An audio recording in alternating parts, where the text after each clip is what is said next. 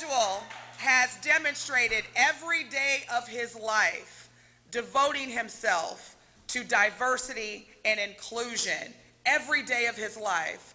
So without further ado, I want us to stand up and recognize our 2019 Daily Reporter Lifetime Achievement Award winner, Mr. Lewis Butler. Now, please understand, we are so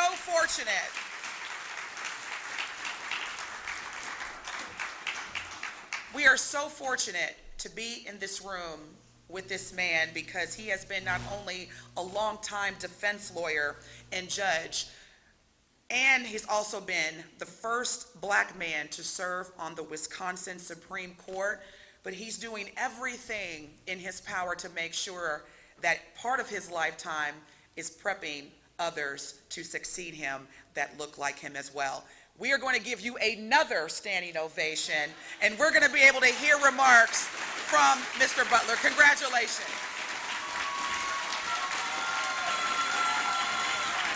We're going to take a quick picture. After you make your remark, you can do it now. Let's do it now. Okay.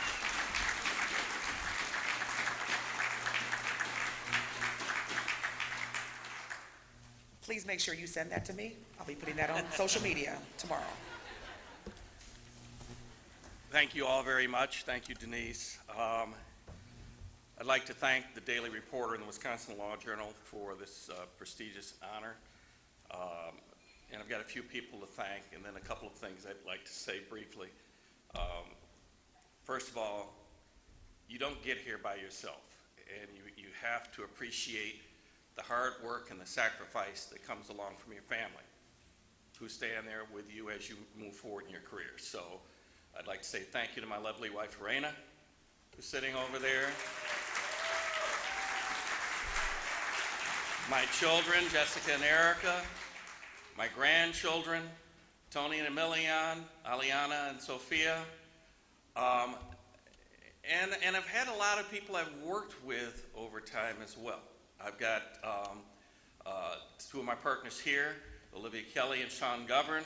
Sean and I go way back to public defender days. He used to intern for me.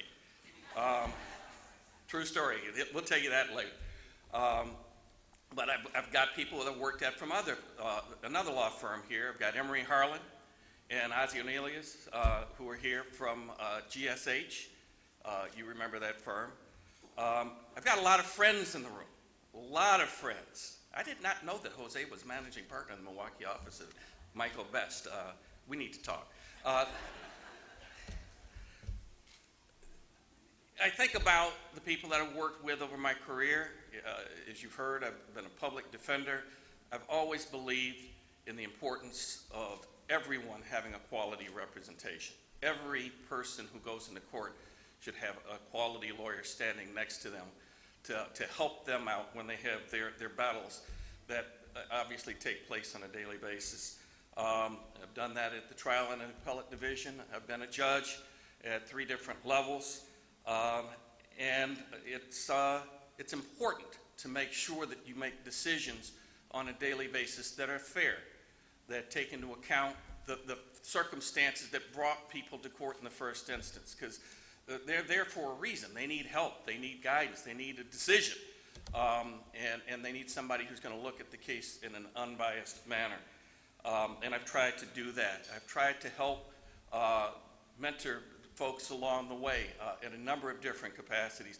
And to be quite honest, when you've been doing this for like 40 years, you don't think about the stuff that you're doing while you're doing it. You just do it because it's the right thing to do. And I hope for the young people in this room that they keep that in mind. Just do it because it's right. That's how you leave your mark. That's how you leave your legacy for those ones coming up behind you. And it's so important to do that. But I tried to think how to best capture the meaning of diversity throughout my career. And some of you may have heard this story before. I've told it on a few occasions. But I think it's important to tell because I think you'll get the gist of why it's so important to keep those doors open for people coming behind you. So I want to tell you a story about the most important judging I've done in my entire career. And I've done a lot of different judging. Municipal court, there's not a person who lives in Milwaukee who did not appear in front of me at some point or another, all right? In fact, to this day, when people see me on the street, I'm known as Judge Butler, not Justice Butler, all right? Circuit court, you know, the criminal court docket, domestic court docket, important. Supreme Court had an impact on a number of decisions in this state. I'm proud of all those. I'm proud of the fact that I had a chance to argue before the U.S. Supreme Court. But the most important judging I've ever done in my entire career was a contest. Family's laughing because they know this story. A gumbo tasting contest. A gumbo tasting contest at the Silver Spring Community Center. You saw a picture on the screen a little while ago of 3 gentlemen who were standing there. There were 3 black judges, and I'm glad that the picture was included in the video. There was Judge Stanley Miller, rest his soul, a giant in our community. Judge Russell Stamper, who many of you in this room know, another giant in our community. And there was a little mustache guy standing next to him in a leather coat. That was me.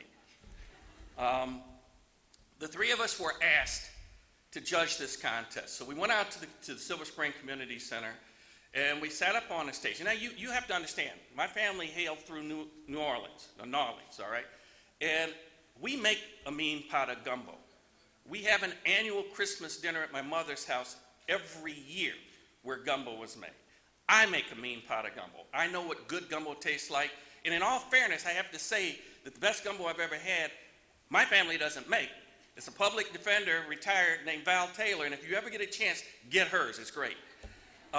So we're sitting there, and I particularly wanted to judge this contest because she was in it, and I knew that she would be making the gumbo, and she made the gumbo at my retirement party when I left the PD's office, and I had 8 bowls. I just stood by the pot. All right.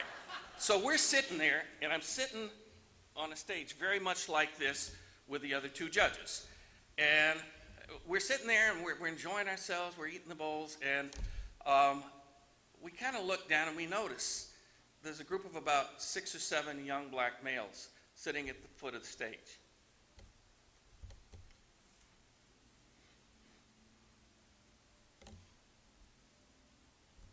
Excuse me, I choke up telling this story to this day.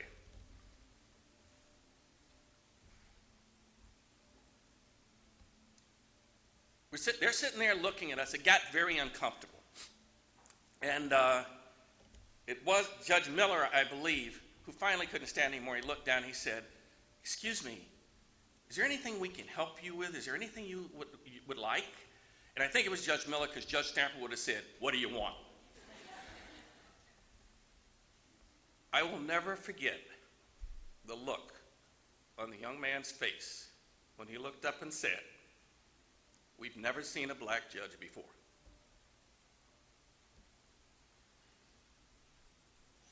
It was a life-altering moment.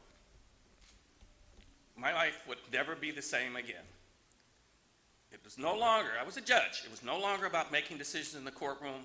It was no longer about just doing what was right by the litigants. I knew that my job was to be out in the community every day, whether it's giving speeches at schools, whether it was talking to community groups, whatever I could do to make sure that these young people could see that someone like me, if they worked hard enough and did what they were supposed to do, could rise to the levels that I had risen. That became my mission in life. And I say that to you because it is so important. We're watching diversity. It's hurting right now. And it'd be less than candid if I didn't say that. You look at what's going on around the country. You look at what's happening in Milwaukee. You look anywhere in our state.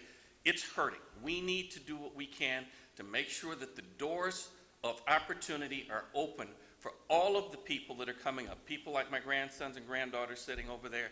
People like the children that you have and know. We need to make sure that they have the opportunities to succeed so that one day they could do like I did. I didn't quite reach my goal. I really wanted to become president. Didn't quite get there. Obama stole my plan. But other than that, I really want to thank all of you for this prestigious award and for this honor. You do this for 40 years, you know. Hopefully I'll have a little bit more I can do before I call it quits. Thank you very much.